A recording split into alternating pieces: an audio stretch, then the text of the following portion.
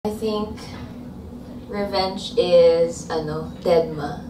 Kasi kapag hindi na siya napapansin, pag di mo na pinapansin, kasi may ginagawa sila to provoke you, diba? To get a reaction from you. And pag hindi nila nakuha yun, masasatisfy ba sila? Hindi. So, ang pinaka-best revenge is, you don't matter. I don't care kung gusto mo na anong gusto mong sa akin from me, parang silence by yun.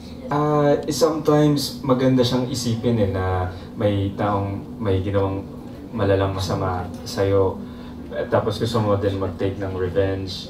It seems like a nice idea, pero in the end, ikaw din kasi masasaktan And kung titignan mo yung mga characters namin sa series, nahihirapan din sila sa mga ginagawa nilang revenge. So, may kapalit may kapalit. So, I think learn from Lucas, Melinda, Philip, and Claire na lang.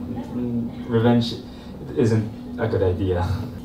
Para sa akin, ang revenge kasi may karma Alam mo yan, sa bawat ganti na ginagawa mo, may way yung universe talaga na ibabalik niya sa iyo yung ginawa mo Kaya ako talaga, as much as possible, you just forgive. Kasi nga, parang, katulad, tama yung sinabi ni Tony, kakaganti mo, ikaw yung nahihirapan din sa uli. Diba? Hindi ka magiging fulfilled kahit anong gawin mo. So, alam mo para sa akin, huwag ka nalang mag-revenge. Diba? Nakakapagod. Pero, kung tatanungin mo ako, dun sa palabas namin, sanay na kami Normal.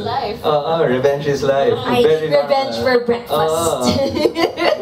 Parang hindi nga namin alam kung kailan matatapos tong gantihan na to Basta ang dami namin balas sa isa't isa Parang yung kailan nga ba reasonable, hindi ko masasagot masyado.